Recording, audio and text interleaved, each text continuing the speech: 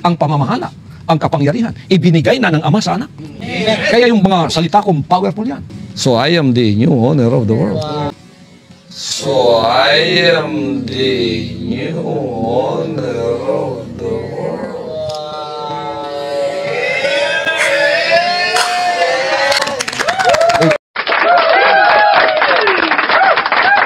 Magandang araw mga kapatid at mga kababayan. I'm back. Ano ba talaga ang Kingdom of Jesus Christ o KOJC? Ito ba ay tunay na relihiyon? Ito ba ay kulto? Ano ba ang ibig sabihin o ang definisyon ng relihiyon? At ano ba ang definisyon ng kulto? First of all, thank you so much for this opportunity again to speak with you. At before we continue, please don't forget to subscribe. And please hit the notification bell as well. And the like button. And you may want to share this video later on. So, umpisahan na po natin ang ating discussion for today.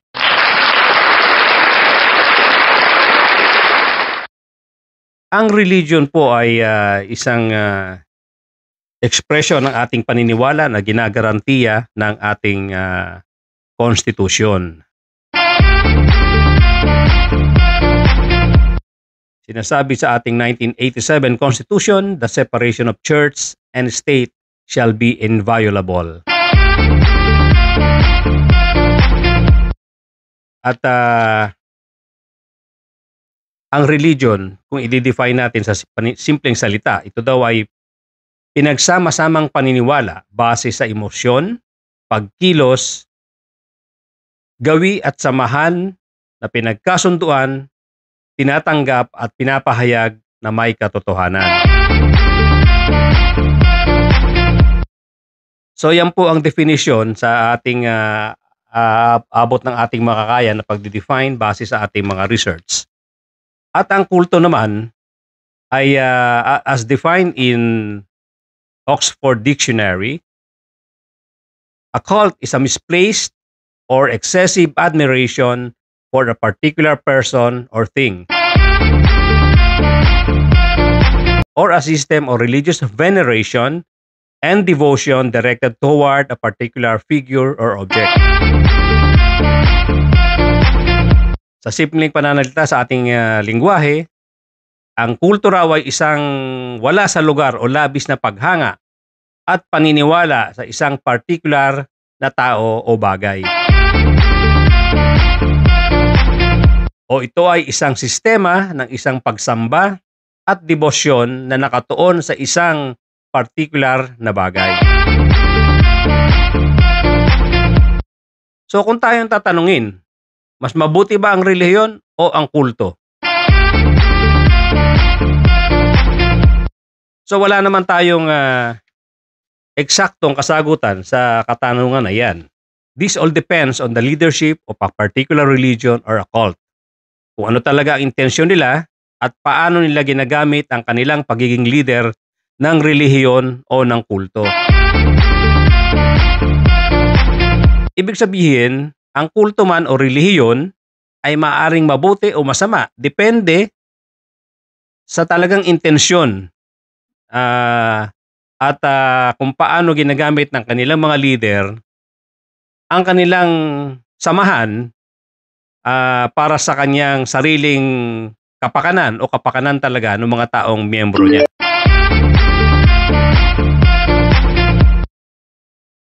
This topic is very broad and very sensitive to discuss. So for the meantime, let's focus on some discussions about cult. Ano ba ang dapat tingnan ng publiko upang hindi tayo mapunta sa mga mapagsamantalang kulto?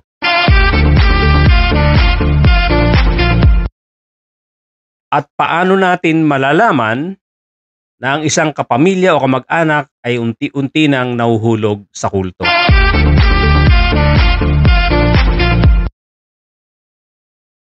How to avoid being recruited by cults? Ito ang mga munti nating research para ma-guide ang mga tao kung paano ba natin maiiwasan ang mapagsamantalang kulto kung meron man tayong ma-encounter na ganito. Do not engage in any discussion to people seemingly distributing religious pamphlets or any form of reading materials, and avoid engaging yourself into discussion with them. If you think na ikaw ay na-involved na o nakapasok na sa kulto na hindi mo sinasadya at gusto mong kumalas, ang unang-una mong gagawin ay dumistansya ka agad at humingi ng tulong sa mga kaibigan at kapamilya. Huwag ikakahiya na ikaw ay biglang na-involved dito dahil sa pagkukumbinsi ng mga taong biglang dumating sa buhay mo at nakilala mo accidentally. So yan po yung ating munting research tungkol sa paano ma-avoid or how to avoid being recruited by cults. At sino naman ba ang mga susceptible o sino yung mga target ng mga nagre-recruit para sa kulto? Ito raw ay yung mga taong with emotional problems. Yung mga youth na medyo may weak family ties. At karaniwan din, ang tinatarget ng mga kulto ay yung mga taong mayroong economic problems. O medyo may kahirapan sa buhay. Target din nila yung mga kabataan na they are living separately with the family and friends.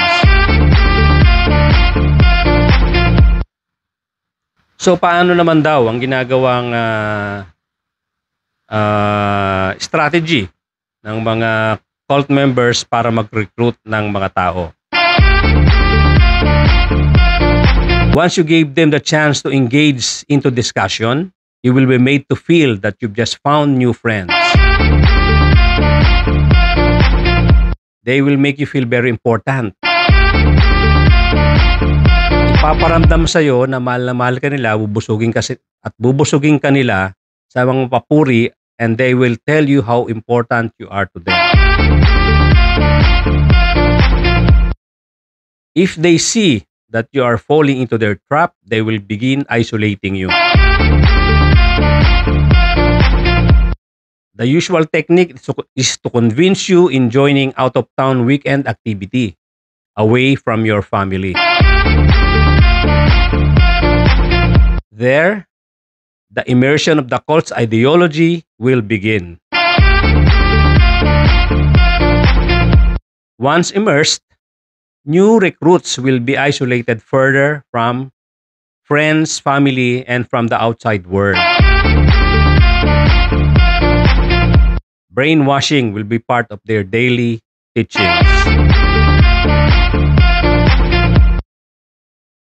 The next step is to take full control of your life. After believing that they are your best friends, they will make sure that you will be dependent on them. And if necessary, they will make use of extraordinary intimidation, fear, and terror so that there is a slim chance for you to get out. Po ang aking munting kaalaman na naobserbahan at aking napag-aralan tungkol sa mga kulto, no? At hindi nga ganun kadali ang paglabas, just in case at hindi na magiging ganun kadali na lumabas once ikaw ay nasa loob na ng kanilang organisasyon. Marami na rin tayong nakita dito sa Pilipinas na masasabi nga nating kulto na naging mapagsamantala sa kanilang mga miyembro. Isa na po dyan ay yung kaila Senyor Aguila na kung tawagin ay SBSI or Socorro Bayanihan Services Incorporated. Ito ay pinamumunuan ng kanilang tinatawag na Senyor Aguila na si J. Renz Kilario. Ang mga violations po nito ay mga serious illegal detention, human trafficking, at child abuse. Dito po ay pinipwersa nilang mag-partner-partner o pag-asawahin ang mga bata. The youngest I think is 12 years old at ipinapakasalan nila sila ang nasusunod kung kanino ipapakasal. So nagkaroon na rin po ito ng matagalang hearing na pagdinig sa Senado at ganoon na rin sa Kongreso. Ang gusto nating iparating dito ay kung obserbahan po natin talagang ang mga ganitong organisasyon ay nakokontrol nila kanilang mga miyembro na hindi lumabas at doon na lang sa loob ng kanilang samahan, sa kanilang community. At sila na nasusunod sa mga bata, sa pag-aaral, sa paghahanap buhay. Sila na magbibigay kung ano magiging assignment mong trabaho. At normally, gumagawa sila ng sariling school at doon na lang pag-aaralin. Ang intention dito, ang purpose nito ay para hindi na ma-expose sa outside world ang mga kabataan at hindi ma-impluwensyahan kung anumang katuruan sa labas. Sila na lang ang masusunod kung ano ang dapat nilang ituro at gusto nilang ipasunod sa mga taong nasa loob ng kanilang organisasyon. So sa ngayon, mayroon na tong litigation, kasalukuyang may kaso na ito at nakakulong si J. Renz Kilario. Sapagkat ang human trafficking at child abuse ay non-bailable offense. Ang isa pang kilalang malaking organization na kabilang sa grupo ng mga kulto ay ang Philippine Benevolent Missionary Association. Ito ay namana ni Ruben Ecleo Jr. sa kanyang amang si Ruben Ecleo Sr. na pumanaw na at nag-take over nga itong si Jr. Ito ay sa Dinagat Islands sa Surigao del Norte. By the way, ang SBSI o ang Socorro Bayanihan Services ay doon din sa Surigao del Norte.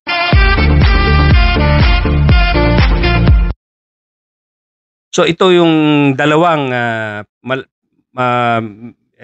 malalaking organization na matatawag nating mga kulto na nagkaroon ng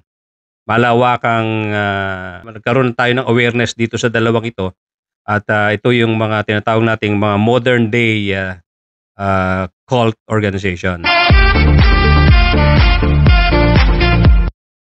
Ito ay naging very controversial at naging laman ng ating mga balita sa matagal na panahon din. Ang Kingdom of Jesus Christ naman ay pinamumunuan ni Kibuloy na kasalukuyan ngayong ginagawa ng effort ng ating mga kapulisan para maaresto na sinasabing nandoon nga sa ilalim ng bunker. Ang mga allegation sa kanya ay meron ding child abuse, qualified human trafficking, child molestation, and rape.